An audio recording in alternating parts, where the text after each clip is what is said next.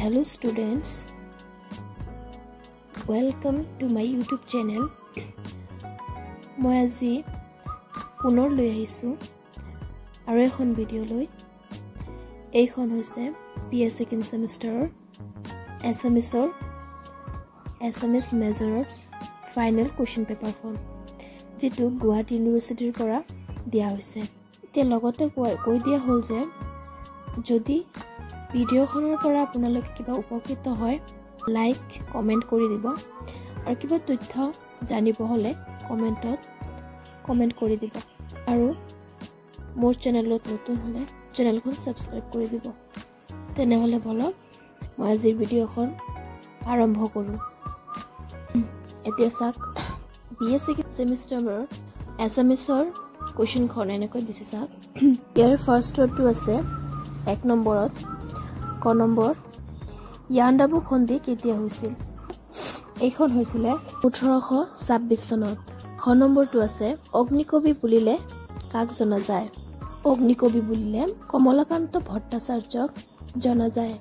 গ নম্বৰৰ এনসাৰখন হৈছে হেমকোষ অভিধানখন 1900 চনত প্ৰকাশ কৰা হৈছিল আৰু ঘটো আবাহন কাকতখন 1929 চনত প্ৰকাশ কৰা হৈছিল। উঙ্গ নম্বৰটো অসমীয়া সাহিত্যত উপন্যাস সম্ৰাট বুলি ৰজনীকান্ত বৰদলৈক জনা যায়। প্ৰথম 6 নম্বৰটো আছে জোনাকী কাকতৰ প্ৰথম সম্পাদক কোন হয়? জোনাকী কাকতৰ প্ৰথম সম্পাদক চন্দ্ৰকুমাৰ আগৰৱালা। দ্বিতীয় 6টো আছে সূৰ্য হেনো নামি আহে এই নদীয়েদি শীৰ্ষক কবিতা পুথিখনৰ লিখক কোন? এই পুথিখনৰ লিখক হ'ল নীলমণি ফুকন। বৰ্গীয় জটো আছে নৱকান্ত বৰুৱাই সাহিত্য একাডেমী বঁটা পোৱা উপন্যাসখনৰ নাম কি? উপন্যাসখনৰ নাম হ'ল ককাদেউতাৰ হাড়। এই 1 নম্বৰীয়া কোৱেশ্চনখনৰ এনসাৰখিনি মই আপোনালোকক দি দিছো। আপোনালোকে বিচাৰিলে এইখিনি নোট কৰি ল'ব পাৰিব।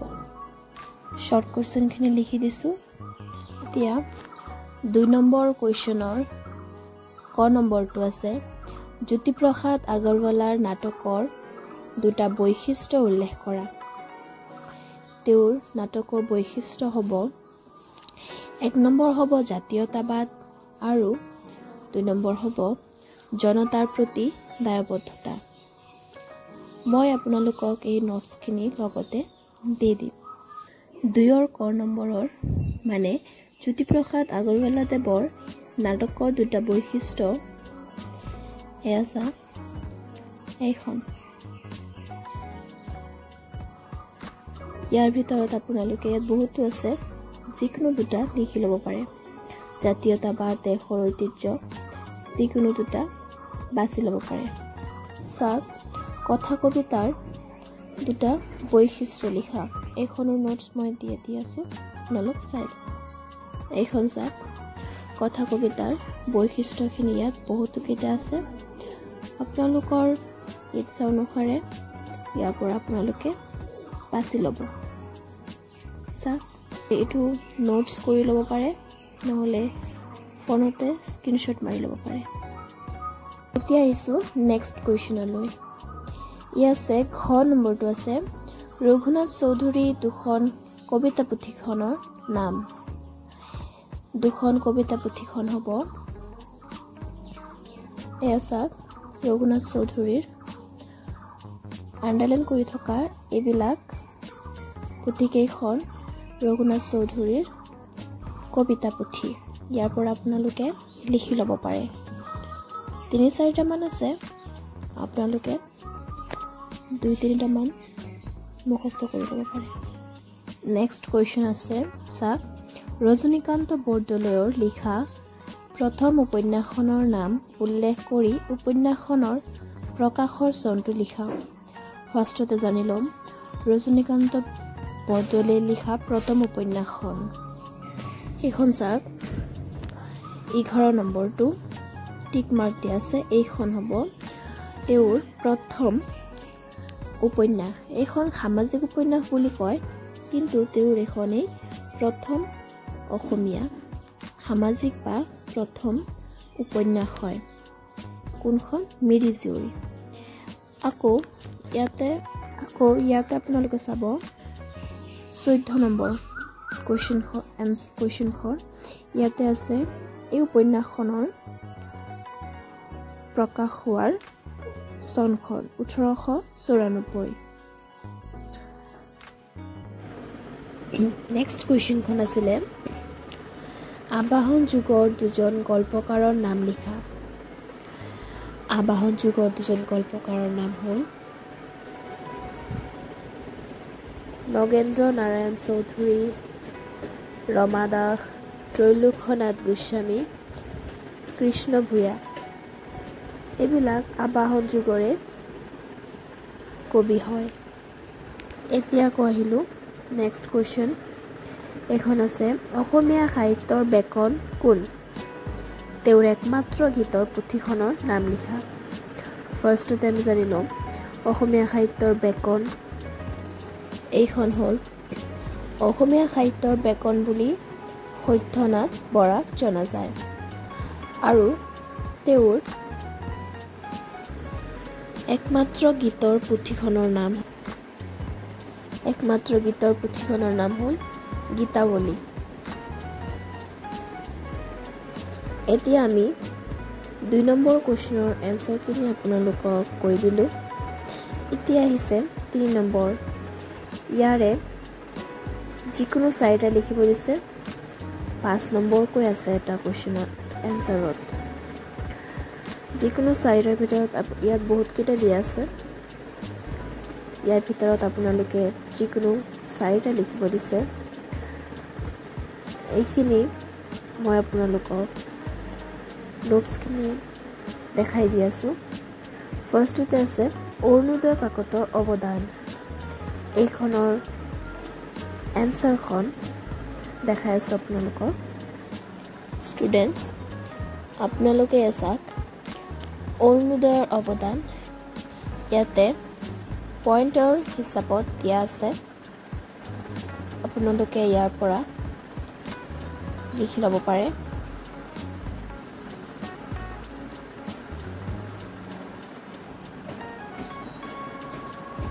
ইয়াৰ পৰাই অৰুণোদয়ৰ অৱদান আপোনালোকে পইণ্ট হিচাপত লিখি ল'ব পাৰে ইয়াৰ অকণমান এনসাৰ সেইটো পৃষ্ঠাত অকণমান আছে দেখাই দি আছোঁ এইখন হ'ল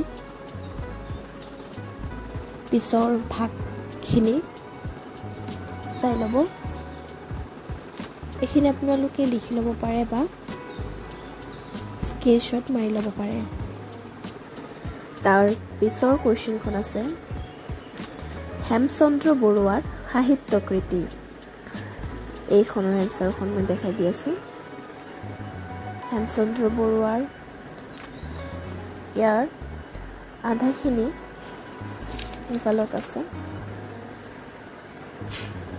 তেওঁৰ সাহিত্য কৃতিবোৰ আপোনালোকে ইয়াৰ পৰাই বাছনি কৰি ল'ব পাৰে ইয়াৰ পৰাই তেওঁৰ সাহিত্য কৃতিবিলাক আৰম্ভ হৈছিলে তেওঁ হেমকোষ চব ৰচনা কৰিছিলে এইবিলাক তেওঁৰ সাহিত্য কৃতি ইয়াৰ পৰা আপোনালোকে হেমচন্দ্ৰ বৰুৱাৰ বিষয়ে ভালকৈ জানিব পাৰিব আৰু লিখিব পাৰিব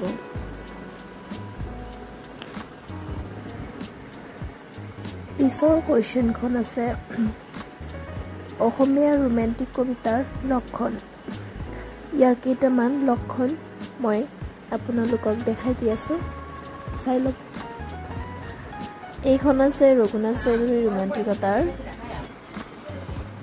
এইখনত আপোনালোকে ৰোমান্টিকতাৰ লক্ষণ কেইটা পাই এয়া এটা আছে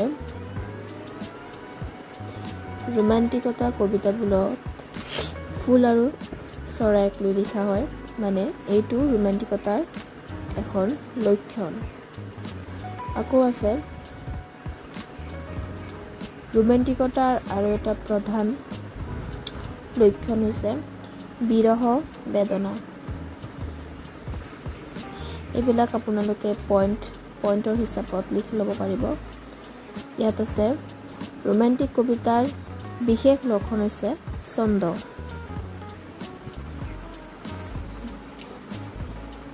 ইয়াত আপোনালোকে চাই ল'ব, ইয়াত আৰু বহুতো কেইটা আছে, বিচাৰি ল'ব। ইয়াতো আপোনালোকে চাই ল'ব ৰোমান্টিক কবিতাৰ আন এখন লক্ষণ।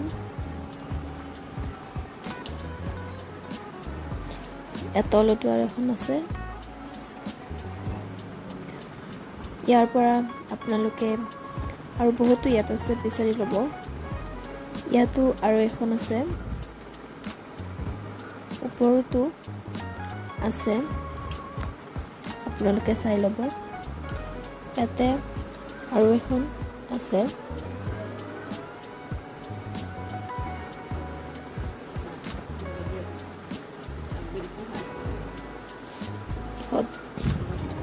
এইখন আৰু এখন লক্ষণ।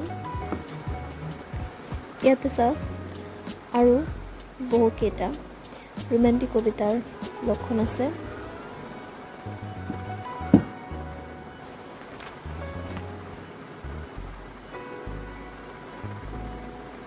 আপোনালোকে চাই ল'ব, ইয়াত আৰু বহুকেইটা ৰোমান্টিক কবিতাৰ লক্ষণ আছে। এয়া আৰু এখন ৰোমান্টিক কবিতাৰ লক্ষণ।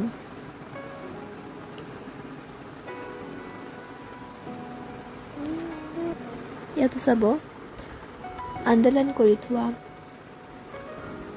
এইখন ৰোমান্টিক কবিতাৰ লক্ষণ। গতিকে আপোনালোকক মই ৰোমান্টিক কবিতাৰ লক্ষণ কেইটা কৈ দিলোঁ। আপোনালোকে তাৰ পৰা স্ক্ৰীনশ্বট বা নোটছখিনি পইণ্টৰ হিচাপত লিখি ল'ব। এটা লক্ষণ কৈছে পইণ্টৰ হিচাপত লিখিলেই 5টা পইণ্ট লিখিলেই 5 মাৰ্কছৰ কাৰণে হৈ যাব, বা বেছি লিখিব পাৰে। এতিয়া নেক্সট কুৱেশ্যনত আছে প্ৰকৃতি কবিতাটিৰ বিষয়বস্তু। বলক আমি প্ৰকৃতি কবিতাৰ বিষয়বস্তু লৈ আগবাঢ়ো। ইয়াৰ এনচাৰখন চাই লওঁ। এয়া চাওক প্ৰকৃতি কবিতা। এয়া চন্দ্ৰকুমাৰ আগৰৱালা দেৱে ৰচনা কৰা প্ৰকৃতি কবিতাটোৰ মূল ভাৱখিনি এয়া চাওক কবিতাটিৰ মূল ভাৱ ইয়াতে দিয়া আছে, আপোনালোকে ভালকৈ চাই ল'ব। ইয়াৰ আধাখিনি অংশ মই দেখাই আছোঁ, ইয়াতে চাই ল'ব কবিতাখিনিৰ মূল ভাৱ। ইমানখিনি 5 মাৰ্কছৰ কাৰণে হৈ যাব। আপোনালোকে ভালকৈ চাই ল'ব আৰু স্ক্ৰীনশ্বটত বা নোটছৰ বহীত লিখি ল'ব। এতিয়া আপোনালোকে চাব ডক্টৰ মাইলছ ব্ৰনছনৰ গদ্যৰীতি। ইয়াৰ এনচাৰখন মই দি আছোঁ, দেখাই আছোঁ, চাই ল'ব। ইয়াতে ডক্টৰ মাইলছ ব্ৰনছনৰ বিষয়ে আছে। ইয়াৰ পৰা আপোনালোকে চাই ল'ব তেওঁৰ গদ্যৰীতিবিলাক ইয়াৰ পৰাই আৰম্ভ হৈছে, চাই ল'ব আপোনালোকে। নেক্সট পাৰ্টখন মই দেখাই আছোঁ। নেক্সট পাৰ্টখন আছে ইয়াতে, এইবিলাক তেওঁৰ গদ্যৰীতি, অভিধান, এইবিলাক ইমানলৈকে তেওঁৰ গদ্যৰীতি। ইয়াৰ পৰা আপোনালোকে চাই ল'ব। এতিয়া আমি চোৱা দ্বিতীয় 6 নম্বৰ কাঠফুলা গল্পৰ মমতাজৰ চৰিত্ৰ চিত্ৰণ। ইয়াৰ এনচাৰখন মই দেখাই দি আছোঁ।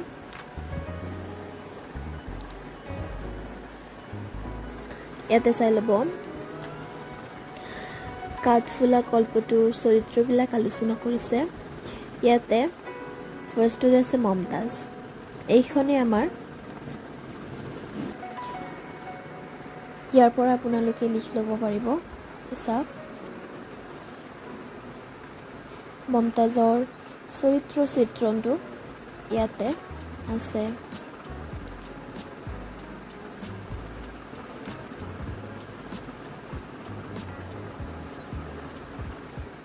তাৰে পাৰ্ট কেইটা ইয়াতে আছে চাই ল'ব আৰু অলপ বাকি আছিলে ইয়ালৈকে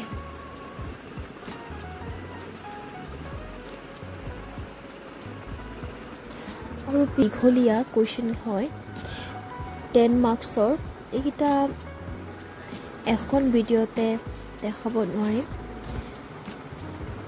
কুৱেশ্যন কেইটা আপোনালোকে চাই ল'ব আৰু বিচাৰি ল'ব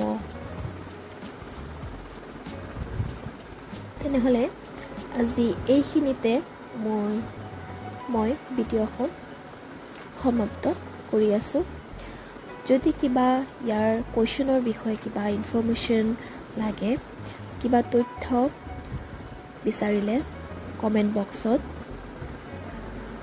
দি দিব মই আশা কৰিও আপোনালোকৰ সকলোবোৰ কুৱেশ্যনৰ এনসাৰ দিব পাৰিছোঁ বা কিবা সুধিব থাকিলে কমেণ্ট বক্সত দি দিব তেনেহ'লে আজিৰ ভিডিঅ'খন ইয়াতে সমাপ্ত কৰিলোঁ ভিডিঅ'খনৰ পৰা কিবা উপকাৰিতা হ'লে মোৰ সাবস্ক্ৰাইবৰ বেল আইকনটো প্ৰেছ কৰি দিব